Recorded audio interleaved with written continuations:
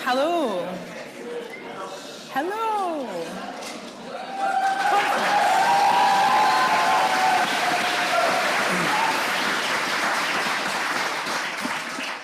Hello, pals. In case my subtle appearance has escaped anyone's notice until now, my name is Kim Long and I am one of your counsellors in Glasgow.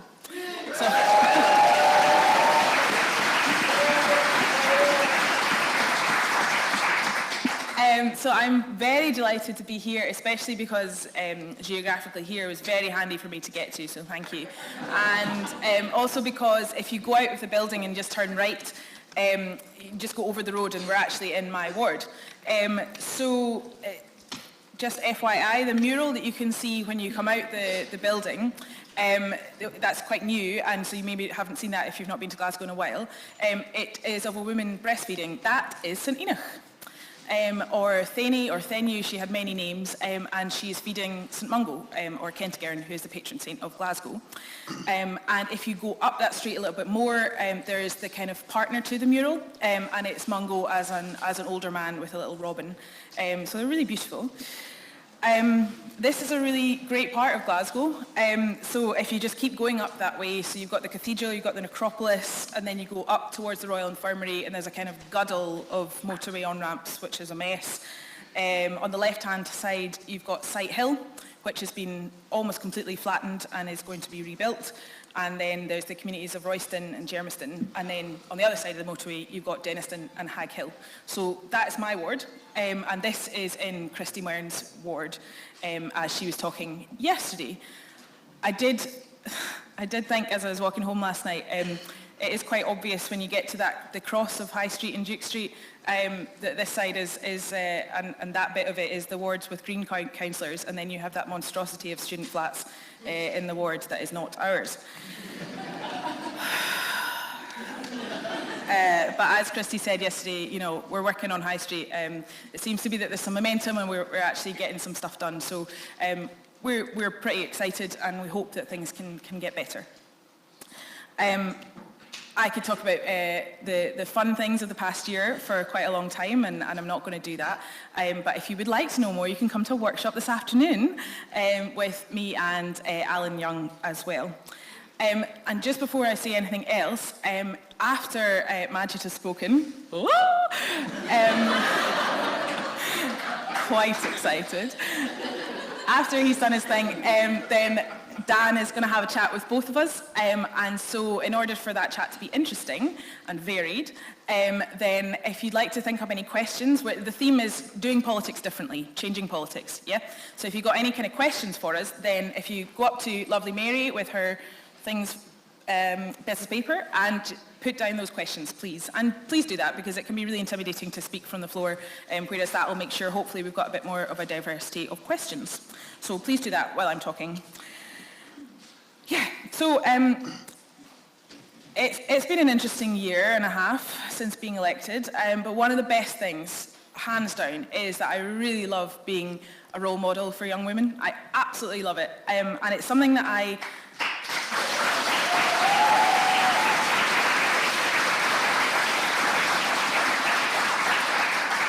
it's something I take really seriously, because my background is as a youth worker, and that's something that's really crucial to youth work, is modelling behaviour. So I take that really seriously, and I've accepted with gusto invitations over the past year to talk with various groups of girls and women, and I've gained so much from these encounters. You know, like 2 weeks ago, I sat with a bunch of girls in one of the communities that I represent, and all of those girls, I think, qualify for free school meals, and so we were talking about their experience of that and the actual logistics of how that works out in practice and the systems that creates was something that I was very interested to hear from them on, and I learned a lot, to the point where those girls, they're going out on a data gathering exercise, and I'm hoping that we're going to do a little campaign on that. So that was brilliant, but just as I was leaving, one of them just turned around and was like, do you know what, it's so fantastic to have someone come here and actually listen to what we're saying. And then the other thing that really stood out over the past year has been, so I had some emergency cases over the summer supporting people who are seeking asylum in Glasgow, and a couple of those times within those families, there was a young girl, so a girl child, and it was just this really visceral realization that even though the immigration system is enormous and so complex and so horrific and so brutal, and it can just feel this absolute monolith that we're trying to change, but being there and being beside those girls, I just thought, well, actually, no, I do have power here. I do have power because, yes, I'm able to make sure that their parents got some support and able to kind of challenge those injustices, but I can also show up with those girls and give them a cuddle when they're crying and distract them and talk about Frozen. And I was there to show that women can be decision makers and women can be leaders, and also that politicians can be human. The final thing, this made me laugh, I just thought about this morning.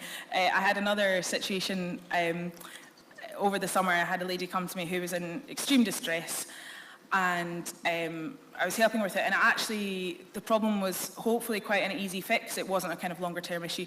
And then so once I'd sort of done that, I got her full address, and it's a very long story, but she's not in my ward. And we've got quite strict rules about who you're supposed to represent and all that.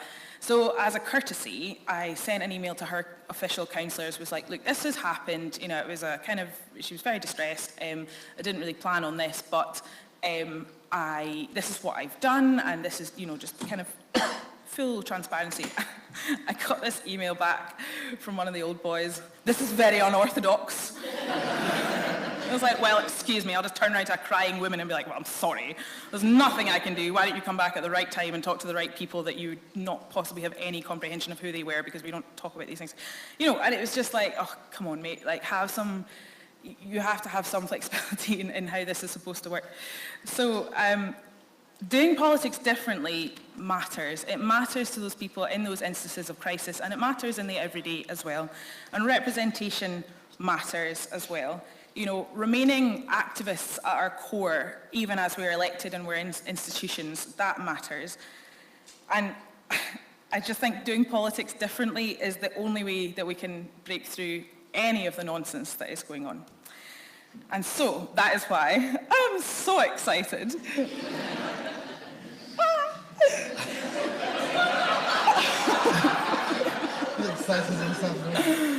To introduce our keynote speaker. So Magid was born in northern Somalia and came to the UK as a child refugee fleeing the civil war. He grew up in Sheffield, went to university in Hull and became president of the student union there. After graduating, while working in digital marketing, Magid joined the Green Party and said this about getting involved. This rising xenophobic language affects me and my loved ones. There's that expression that if you don't do politics, politics will do you. I just felt I couldn't sit on the sidelines and let that language go unchallenged. It legitimizes racism and it needs to be tackled. I wanted my voice in the debate. Local politics was a way to do that. So in 2016, Magid was elected as a Green councillor in Sheffield, and in 2018 was chosen to be the Lord Mayor. He is their youngest ever Lord Mayor, and as a black, Muslim, immigrant and refugee would have already shaken things up just by turning up. But just by being himself, that is what he's done. So I'm sure you all know the portrait of him with the DMs on and the chain, the official mayoral chain, squatting on the balustrade. It was a perfect symbol of change, and it was everything that the Daily Mail hates, and it went viral. So since then, he has merely banned Trump from Sheffield.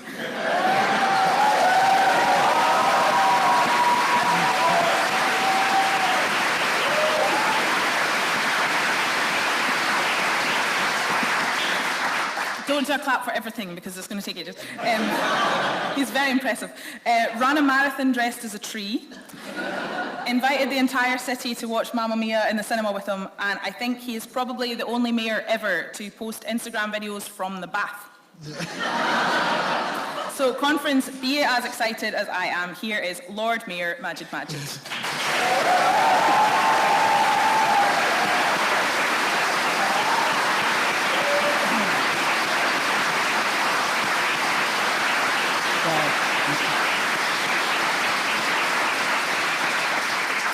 Thank you so much for that, Kim. By far the best introduction welcome I've ever had, so thank you so much. But it really, really does give me Great joy and to be here today. And just like Glasgow, Sheffield has also got a very proud, rich history in having radical ideas. Over the last 300 years, the people of Sheffield, just like the people of Glasgow, have come together to try and change the world over and over again. And it's just amazing that we share that commonality, and it's a real joy for me to be here today. Friends, I want to start off my speech by sharing with you a letter. A letter sent to me not so long ago. And I've received numerous messages of a similarly vile nature, primarily on social media, and yet nothing shook me to my core as this. It reads, Magid the monkey, you aren't worthy to suck the S out of Trump's. You are an N-word, your 8 parents are N-words, F you, eat S and die. It wasn't the graphically racist nature of the slurs, and it wasn't the reference to the embodiment of all that is wrong with the world in Trump. And it even wasn't the violent mention of my family, as I had become desensitized to such abuse. It was a sickening, shocking fact that the letter was signed off with Joe Cox, the pride of Yorkshire, who embodied humanity and kindness. The type of humanity that is not only rare in politics, but in society. We continue to mourn her loss, but let's be real. What she suffered was no tragedy at all. This was far-right terror. And it made me think. Our response since has been inadequate at best, but in truth non-existent. From North America to Europe, the far-right aren't coming. And as a consequence of the crisis of capitalism, passive politicians, and normalizations at the hands of the establishment media, they are very much here. The enemies of democracy and the enemies of minorities are one. And their education and radicalization isn't just carried out in secret forums, on private Facebook groups, on YouTube channels, or on the dark web. Let's face it, it's being carried out in plain sight, on newspapers and articles printed and published by the far-right press. They are the ones that are normalizing hate when they attack and vilify minorities and vulnerable people. What is it about me that angers the establishment? It's simple. As a Lord Mayor, I have been inspired by the simple philosophy of doing things differently. And as a result of that, I have brought local, national, and even international engagement to the role, using it to draw awareness to important causes and bring people together in a world that is trying to divide us apart. Yes, I do ruffle the right feathers. Yes, I do ask difficult questions. Yes, I do things differently and remind the sleepy establishment of the radical and disruptive power of the Green Party for positive change. And I've been clear all along, we must continuously question tradition and the dangerous policies, and common sense must prevail. Sadly, our system is broken. You just have to look around you to see that. We've got rising inequality, rising poverty, failing public services, and yet more distrust of policymakers and decision makers than ever before. The Prophet Muhammad, peace be upon him, said, "Whosoever of you sees an injustice, then let them change it with their hand. And if they aren't able to do so, then let them change it with their tongue. And if they aren't able to do so, then let them change it with their hearts." It is not our duty and responsibility to passively act out the norm and tradition. We must be proactive and adaptable, and we must be fit for purpose. If what is current does not work, we must not be afraid to challenge it, to break it down and build something that works. And those that peddle hate show disdain for ordinary people. For every racist, abusive message I have received hundreds of beautiful messages. I have had hundreds of beautiful conversations with beautiful people on the streets of my beautiful city of Sheffield and beyond. When the far right gathered enough confidence between themselves to start a petition to remove me, they only got 47 signatures.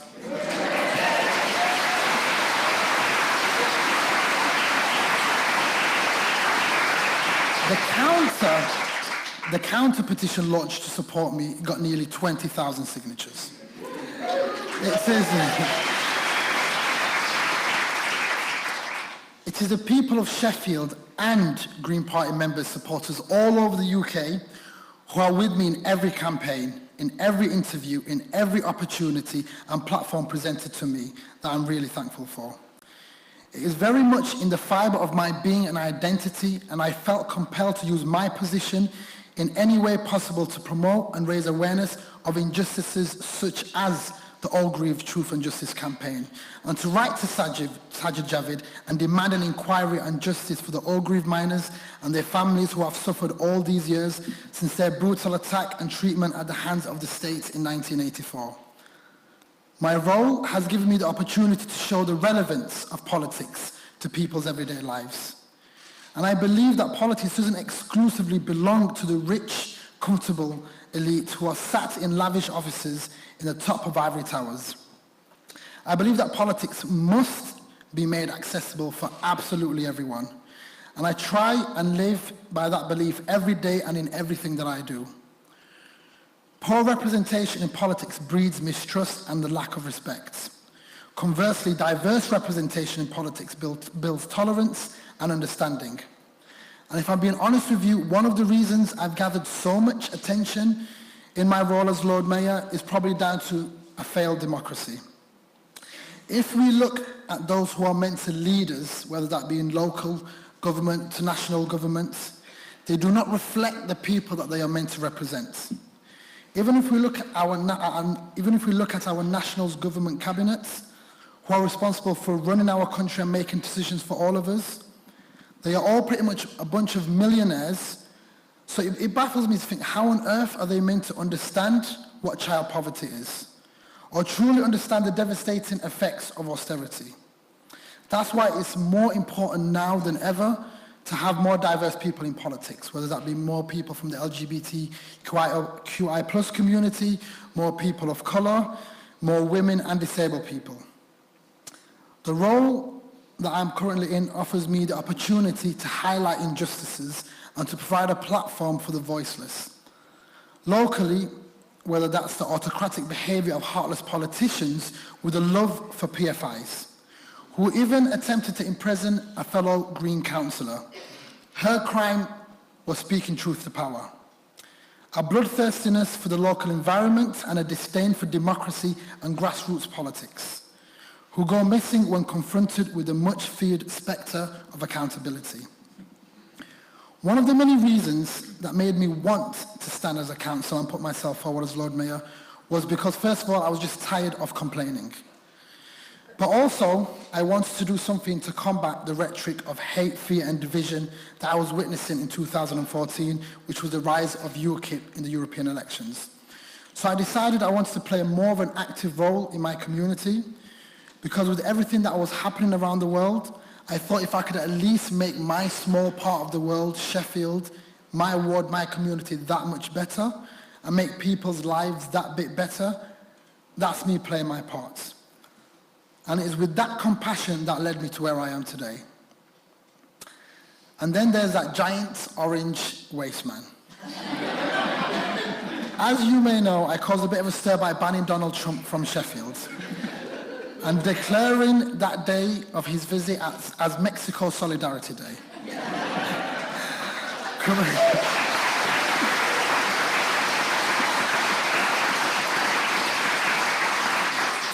Which was commemorated by dozens of social spaces and eateries that provided such things as free tequila, enchiladas, as well as community groups getting together to raise awareness of the struggles faced in Central America by the hands of Trump. Before I knew it, the phrase Donald Trump is a waste man went viral. It was plastered all over London in preparation of his visits. People were selling t-shirts, baby growths printed with the slogan, and I found myself even answering questions on CNN, Channel 4, and many different international media outlets about why rolling the red carpet for Donald Trump not only was ridiculous, but was dangerous, as it was legitimizing everything that he stood for. Banning the Donald Trump was a light-hearted stunt, but in many ways was absolutely serious. We cannot hold hands with the far right and those who embolden them, as this government does.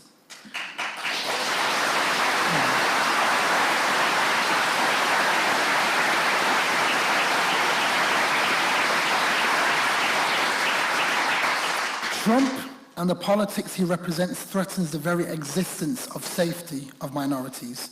It threatens global security. Just look at his and our government's support for the continued injustice in Palestine and Yemen. It threatens the very future of our planet. You're all too aware of the archaic and destructive industries that he bolsters and his attitudes to climate agreements. Let's be clear, and let me be clear, we must absolutely no platform fascists. We must shut the door in the face of hate, division and intolerance. We must stamp it out and fight against it all around the world. And we must fight the dark possibility of a dangerous, racist Boris Johnson walking into number 10 right here in the UK.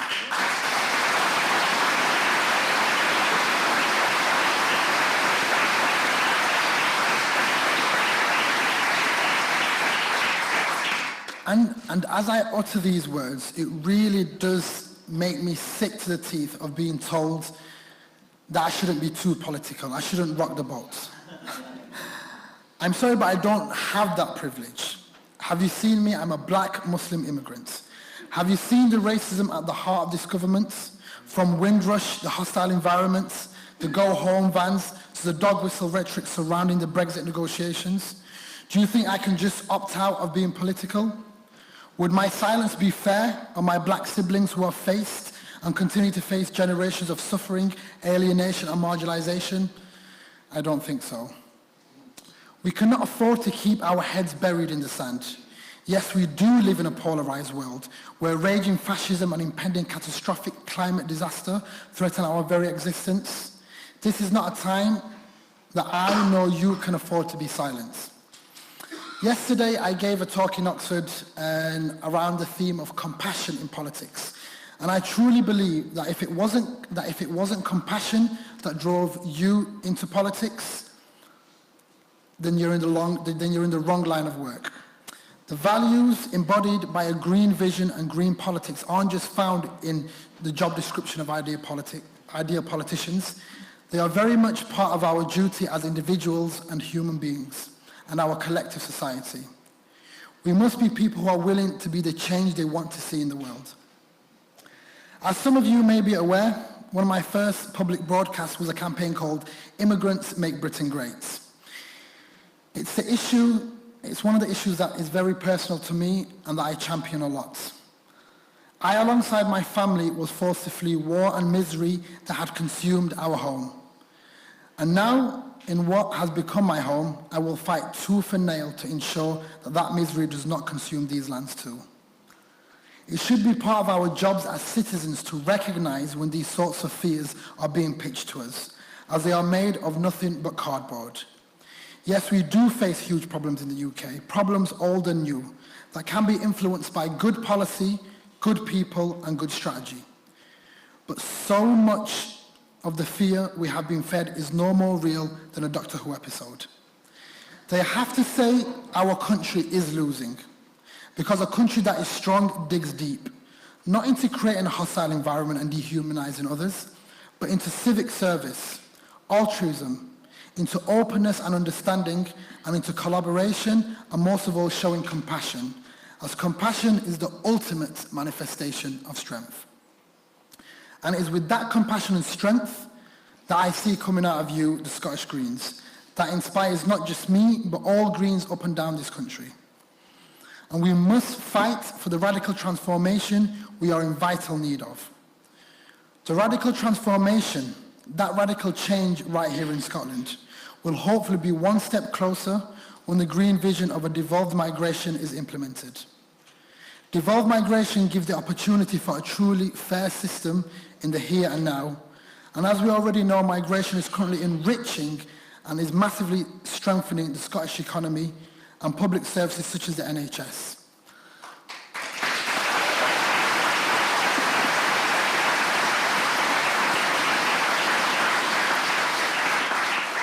Scotland relies on migration far more than the rest of the UK. So keeping these powers reserved to Westminster and under the control of a Tory government that is hell-bent on inflicting self-harm to appease its own hard right wing makes little to no sense. Scotland is ready and isn't waiting for anybody. Friends, let's not forget our movement is international. It is inextricably linked with all, wherever they may be. While fighting against impending climate disaster, against the vices of a free market capitalism, against the terror of borders and rhetoric of the far right. It is indeed internationalism that drives our green climate vision. Global warming, climate change, and the catastrophes and destructive shifts that accompany them do not stop at borders. And if I'm being honest, it's all nice and well as I stand before you here today as the Lord Mayor of Sheffield. But I'd be lying if I said I've achieved what I have through hard work alone. As we know, hard work alone doesn't get you far enough. There of course needs to be hard work, but also sacrifice and opportunity. That's why me being Lord Mayor is as much of a success about so many other people, including yourselves, as it is about me. Because had it not been for the sacrifice of my mother, friends who grounded me, the people of Sheffield who voted for me, and the Green Party members all across the country who have shown unwavering support, this story would not have been told. And it is so important that we support and give spaces to others. I remember I was the only Green councillor in my ward for 2 years. And last year I made it my sole mission to get another Green councillor elected in my ward. And I'm proud to say that we got Kaltoum Rivers, a refugee mother of 4, elected in May, where we gained a seat from Labour.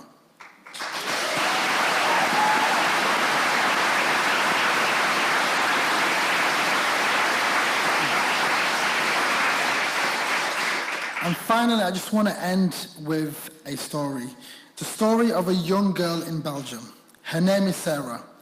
And she messaged me in June to say that she looked up to me and my public success as a councillor and subsequent Lord Mayor inspired her. She said she was undergoing a similar struggle to get elected as a Belgian councillor. Last week, I was a little grumpy, feeling alone and slightly in despair. Then I received a message, and then another. It was Sarah. She had been elected as a councillor. And I was so happy, and in that moment it put everything into perspective. These glimpses of light amid the darkness are evidence of another better world. Through not individual stories scattered, but our collective stories united. And we can and will build a better world. Thank you very much.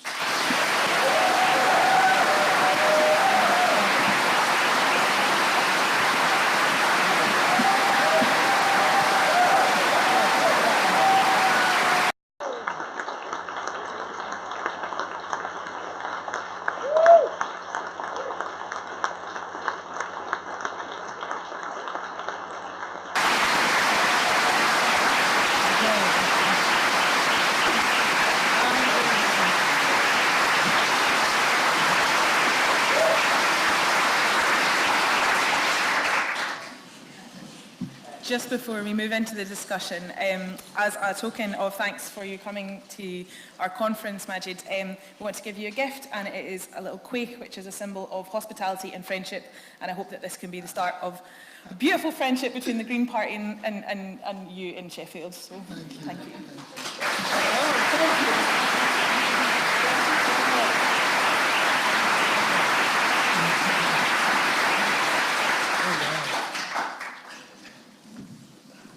So, thanks very much for that. We are going to move into a Q&A session. So we have had some questions submitted. If anyone else wants to submit them, see Mary over the SOC table. Okay. So, let's rearrange for our conference. So, the first question that we have is for both of you. So, everyone wants to go first. Submitted by my other young green co-convener, Gillian Kai. What one piece of advice would you give to any young green considering standing at a national or local level?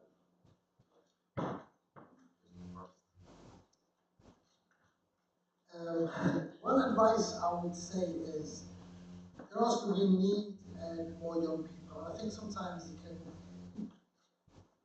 feel uncomfortable because all we're seeing is a lot of older people who may not think that these sorts of environments are spaces for us. But I honestly think a lot of people can really benefit from getting more young people involved, and even not even just getting standing as politicians trying to get elected, but just getting involved in their own communities. Because at times I think it comes down to a lot of young people feel disempowered and feel as if like they can't actually make the change that they want to see. So that's why it's important for people like myself and Kim to really empower young people with that, give them the skills and the tools that they need. So with that being mentoring, but to really give them that sense of belief that yes, you are worthy, that yes, we can make a difference, and that yes, we do need more people like you to get involved. Yeah, I totally echo that. And also, so I would say, I talked about before, the kind of trigger point for me getting involved, apart from anger, was realising quite the quality of some of the other candidates, shall we put it that way. And I have to say, being in Glasgow City Council has more than reinforced my realisation that stop thinking that you're not good enough. Like, have you seen some?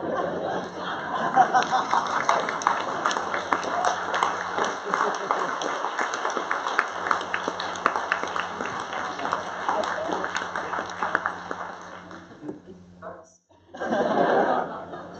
So, our next question comes from Eloise, who is their Young Women National Officer, who's asking, what are the main topics or projects that you're going to fight for in your respective cities?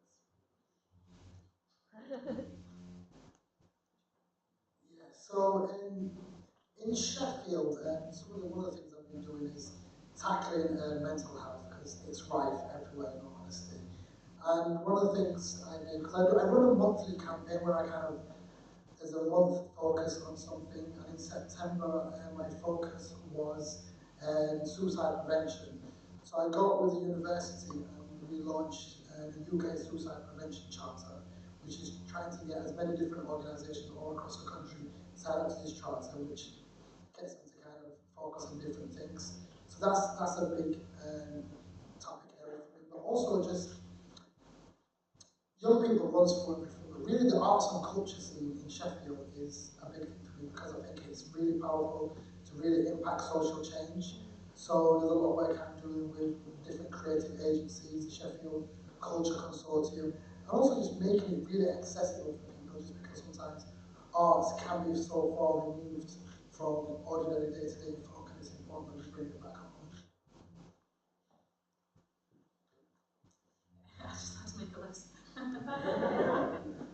It can be quite difficult because there's so many different things, and we're, as someone who's very passionate about stuff, you do have to be careful and not try and do everything. So what I'm working on, along with colleagues in our fantastic Women Council Group in Glasgow, I'll be working on more work for asylum seekers and refugees in Glasgow. At the moment, the proposed evictions that we were fighting in the summer, they're on pause, and there's a lot more work to be done around strengthening kind of democratic accountability and having an actual strategy for dealing with the fact that Glasgow is a dispersal city. Let's have the council taking some responsibility rather than it just being a Westminster issue. So continuing that, continuing to be a feminist killjoy wherever I go.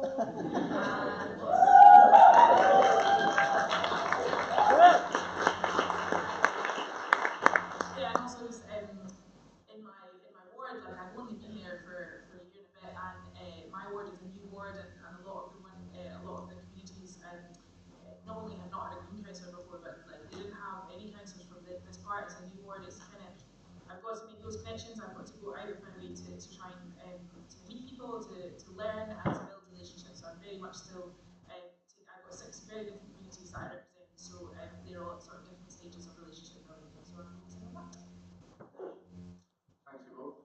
I've got a short one quickly for Magid from Andy Whiteman from Edinburgh Branch. I like trees, why don't people in Sheffield?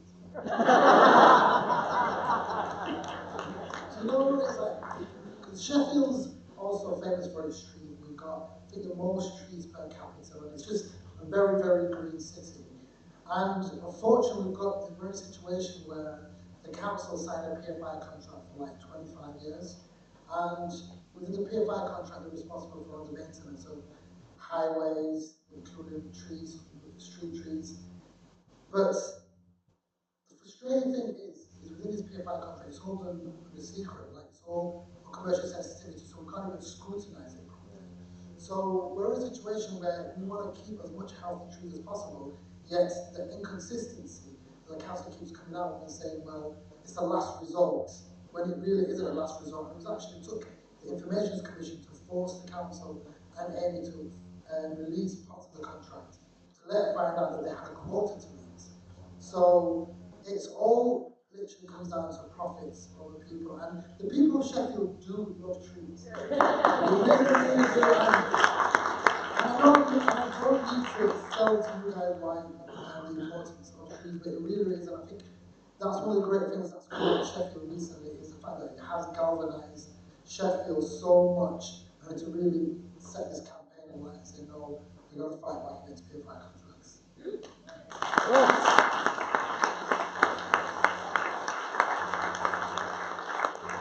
So our next question, I don't have a name on this, but that's fine, is aimed at Magid, but we'll ask him to thoughts on it as well. So a while ago, your posters hung up everywhere saying fantastic stuff like "Don't be a dick" and "Never kiss a Tory." Doesn't this inadvertently encourage tribalism? Great question. Just to give a bit of background to that. So it was part of a music festival in Sheffield, and they got in touch with me and they were like, "I imagine we've got some like big posters. What would you want to kind of put on a poster?" And I didn't see it until literally like 30 minutes before the deadline. And then I kind of just panicked about it. It was 10th anniversary of the festival and for Sheffield 10 Commandments. And it said stuff like, "Be kind, tell your mum you love her, always buy you around." And it did kind of just also go on to say like, don't be mean, and don't kiss a tongue. And honestly, it was said in jest. And I also later on did say afterwards that it wasn't serious. It was like completely just a joke. But some people really took that to heart, which was quite interesting, because then I had people on Twitter that were saying, "My mother's a Tory, should I not kiss my mother?" And I'm like, you're entitled to kiss whoever you want. I'm not going to tell you who you can and can't kiss. And then like the local BBC Look North like TV news took it out of proportion. We're doing vox pops on the streets, and I kind of see it like it's chef like it, you know,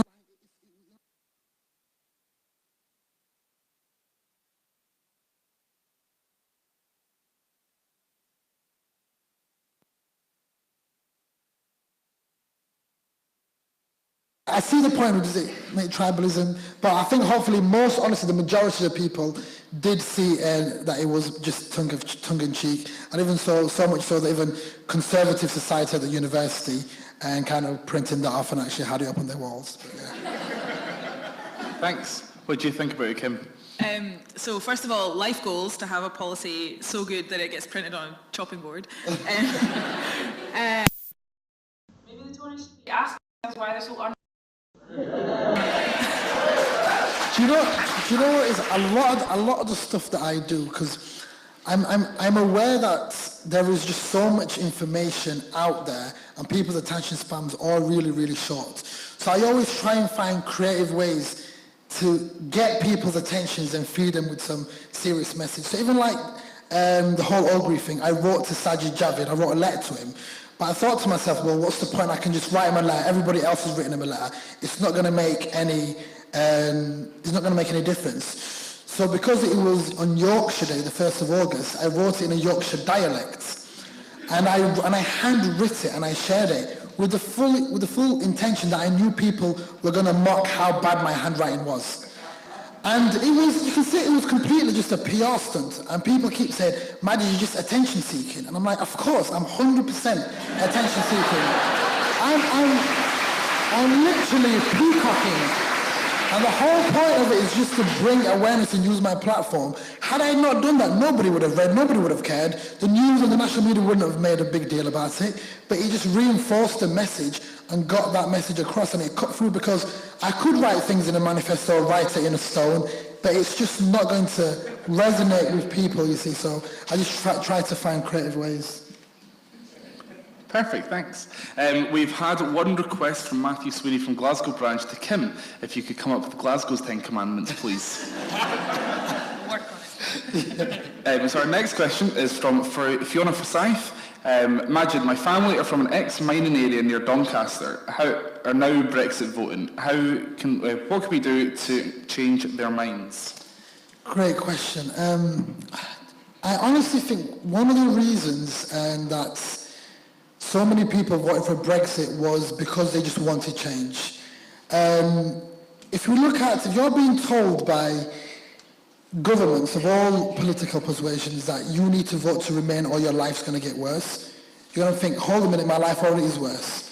We've got austerity, so many different inequalities. I'm going to vote to leave because it's a change vote. And especially when we've got a Leave campaign that built its entire campaign on lies that was exploiting people's insecurities. And was saying because the reason you can't get a house is because of immigration, because you have to wait long queues in the NHS is because of immigration, when we all know the reality of it is down to failed government policy.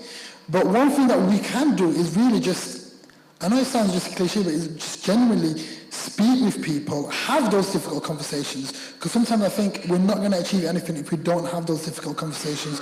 But most importantly, share the stuff that we have in common and exchange stories. Talk about the fact that we all suffer the same problems, we all go through the same hardships. And I think just by breaking down those barriers and showing that we actually have more in common, that is one practical way to actually get people on board.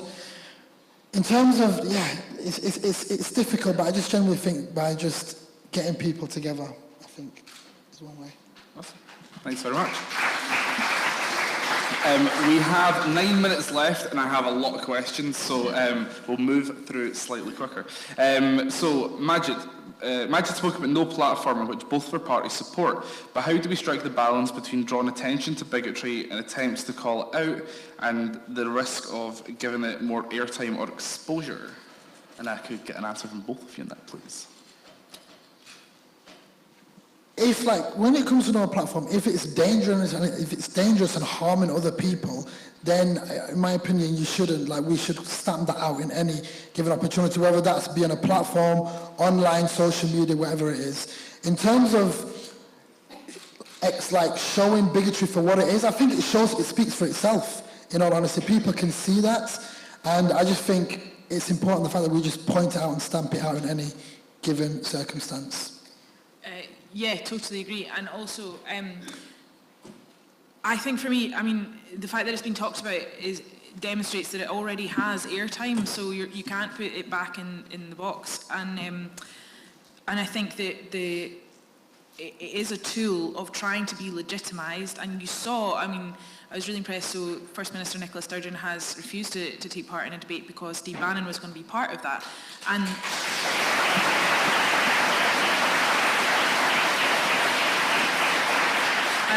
I'm really proud that we have a First Minister who would do that, but I also think it's really disturbing the language that was kind of sold to her, and I think, I can't remember, but it was like he was he was a change maker, he was dynamic, and he was, and it's just, that's so dangerous. And if we buy in, or even if you try and debate that, it's not a point of debate. It's just no, this is, you don't get to pretend that you're something that you're not, so we just have to be unequivocal and, it says and do you know what, they get so much platform in the media as it is. We just have to look at our media to see the bias that they kind of have in it, and even especially on the back of the EU referendum in 2016, there was a massive rise in hate crime all over the country.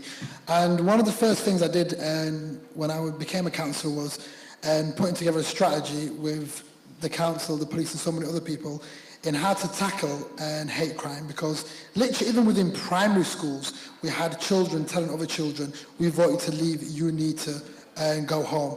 And I think there may be even a bigger wave of hate crime on the back of when we find out what the hell's happening with Brexit. And I think a lot of it comes down to educating people. So I think there needs to be a big thing on actually preventing hate crime in the first place, but also there's a big issue with under-reporting of it as well, and just educating people what hate crime is and what to do when they see that. Thanks.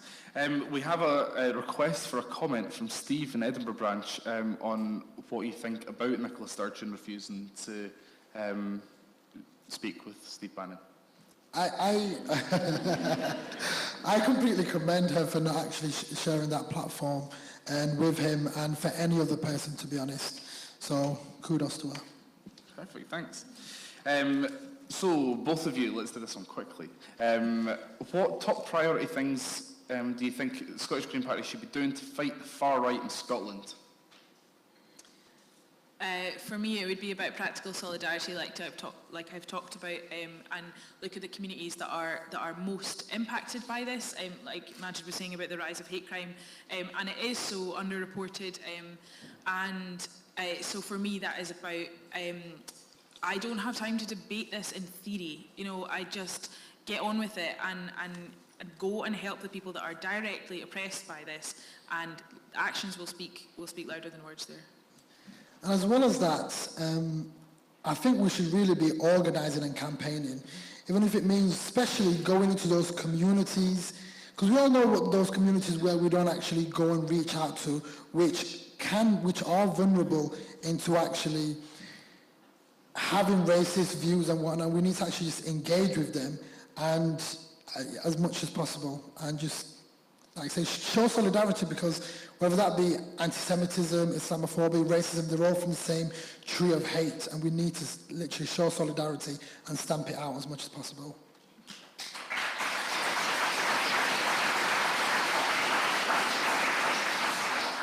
Okay, we might actually get through all the questions. With very limited activist support, what's the best way to broaden our diversity in the Green parties? Yeah, this is a bit of a frustration. We need to just do better, rather than putting all the onus on why are these people not attracted to these people. Sorry, you know what I mean. Communities that we find really hard to engage with, that is our fault for not communicating in an appropriate way, and also for not doing the work. Like, are we in those communities? Are we fighting for things that everybody cares about? Or are we being perceived, because we are, in things that don't affect everyone? Do you know what I mean? We need to actually do the work.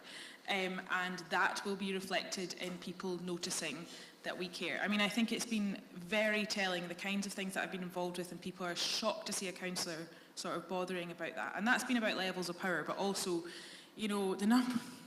Sorry, I love trees as well, but the number of people that email me about a plant or a tree-based matter, and I'm like, just because I'm in the Greens doesn't make me an expert. And in fact, I'm a very bad gardener. So, you know, we need to be known. We need to be like, what does the Green Party stand for? It should be about practical solidarity. You know, those kind of things. That's on us to fix. Definitely.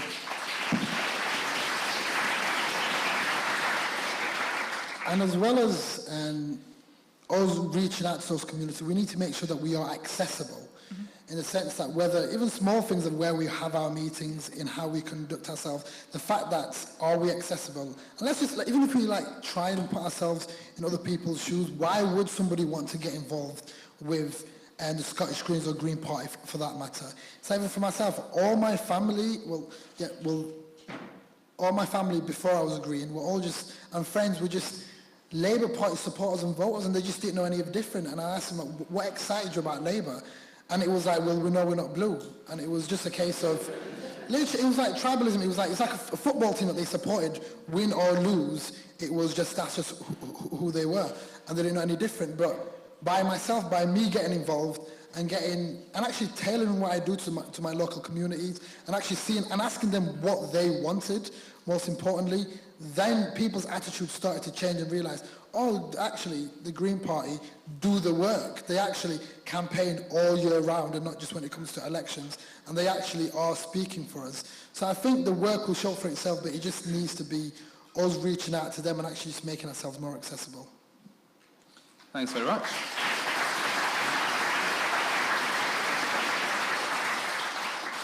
Okay, I don't know how much expertise you have in marine biology, but Gillian Mackay from Falkirk branch has asked, as a marine biologist, what positive thing for the marine environment would you like to see come out of Brexit? No more plastics. But, so I studied aquatic zoology at university, right? You think it was such an exotic course, it's such an exotic place. I went to Hull to study it. There's nothing wrong. I honestly had an amazing time. But for me, it was just a case of, it was what I was interested in at the time. I had no career ambitions in being a marine biologist or whatever, but I genuinely think there's a lot, hopefully, that comes out of Brexit, and I don't know what's going to happen with Brexit, if I'm being honest with you. But I just hope that we do actually put in strategies in place that protect our environment, our marine life, and I think if we can reduce the amount of plastic, that'll be a great start. Kim? What he said? Cool. Cool. These two are very similar, so I'll run through them both and then you can answer them. So James from Edinburgh Young Greens is asked, as a Yorkshireman, what more can be done to promote local democracy and devolution to regions of England outside of the Conservative isolated South East? And the second question, the recent IPCC paper shows that we need to make radical changes right now, but consensus building takes time and our parliamentary structures have always been slow moving. How are we going to get things going? Can you just read the first question? Yes, so the first one again. As a Yorkshireman, what more can be done to promote local democracy and devolution to regions of England outside of the Conservative isolated South East? So one of the things that we're doing in Sheffield, we're campaigning for, is changing it, because at the moment we've got a strong leadership model within our council, which basically means it's a cabinet leader, one person, Julie Doe, that actually dictates and does everything. She chooses our cabinet, but then she decides everything, and even if you're a Labour backbench councillor, you've got hardly any influence or power whatsoever. So one thing we're trying to do is actually trying to change it to a committee system where there's more scrutiny, where people can actually have more of a say. So I think that will definitely help when it comes to like Sheffield and hopefully other parts of Yorkshire. But I just think it's people, I guess, apathetic, don't care or don't understand how they can get involved in their local council or what the local council can do. So I think there's a lot that the councils can do in actually educating people on what their rights are, what it means, what their councillors can do. Because like, you go around and ask normal folk on the road, who's your local councillor? They probably just like won't know unless you're actually actively out there campaigning. So I think there's more we can do in educating people. But I just think if we can just engage with more people, and I think the Greens are doing a great job of that everywhere I actually see around the whole country. So yeah, there's a lot more that can be done. I think the question about consensus building taking a while, I think that's a fantastic question, and I would need to think a wee bit more about it. I guess my instinct is always to control what I can control, which is my own actions, and to chip away at things, and also to build coalitions and trust that other people are also pushing in the same direction and doing what we can to kind of build that wider movement, or to keep going. But it is a real concern because we have that urgency about climate change, and you just think, why, we've been talking about this for quite a while now. I suppose one thing that does give me hope is that for young people, it's an absolute no-brainer that we need to be doing something about climate change. So it does give me hope that the kind of consensus is absolutely there. You don't have to convince anyone who's young.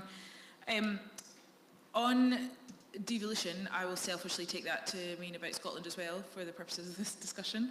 I always knew that the Scottish Greens were about, power in people's hands, power in local hands, and I've never been more convinced of the need for that until the past year and a bit. Like, the way that we are doing things is not working. Like, as a councillor, we're paid part-time. Is a part-time role in theory in Glasgow? Are you kidding? Like, do you know what I'm supposed to be expected to do? It's not a doable role. It's absolutely not a doable role. Like 2 weeks ago, I had a morning dealing with a tree, a very specific tree in one street, in one corner of one of the 6 communities that I'm trying to represent, and then the next day I was dealing with NHS Health Board policy for 6 health board areas across the entire west of Scotland. Like, nobody can be doing those things. And if you're really prepared for meetings, you're not doing your casework, and if you're not doing your casework, you go to meetings, you don't know what you're voting for, which is obviously stupid and dangerous. So, like, that's not doable. That is not good representation, even if you've got councillors who are trying their best.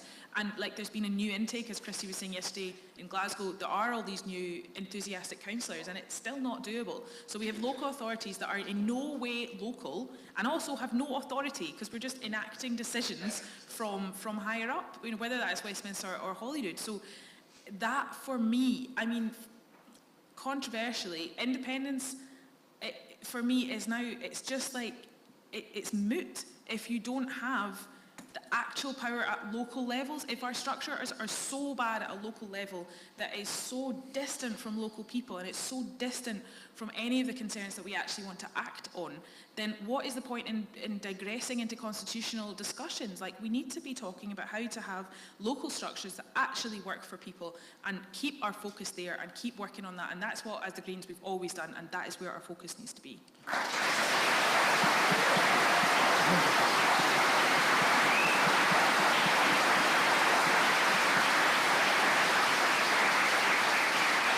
One of the things that we're very, very jealous of in Scotland, as well as many other things, is the fact that you guys have got proportional representation in the Scottish Parliament.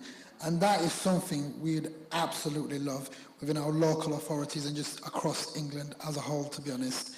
And even if within councils, and had there been no whips, it would help. So, for example, I'm fortunate. One of the reasons I actually joined the Greens was the fact that I can truly represent the people that elected me in my council. Just to give you guys one example, so in the ward where a lot of the tree fiasco was happening, where they had Labour councillors, one Labour councillor decided to abstain, even though the whip was to vote in favour of this motion, because she was like, how can I actually do it? Because all my community, the people I'm meant to serve, don't want this. So she abstained just to try to keep everyone happy, and she got suspended for 30 days and ended up leaving the party. And it's like, that is something that really, really needs to change. I can't see it changing, because from what I see, it puts the party before the people, which is categorically wrong, to be honest. And even we're trying to get devolution in South Yorkshire when it comes to Northern Powerhouse. We're stuck in this tricky situation where the government have said here at South Yorkshire, you can have devolved power, right, and money and everything. But it means all the local authorities have to agree to it. And nobody's agreeing to it. So we're stuck in this stalemate where we're losing millions of pounds every year, and it's the people that are losing because Labour leaders in Northern can't agree on just agree with each other just so that we can get the funds and stuff that will just help support our community. So we've got a really long way to go in terms of devolution. Thanks very much. So that is us finished. Thank you for 7 minutes of your lunch and your questions and your patience. Thanks to SLC for the extra time, and thanks to our speakers.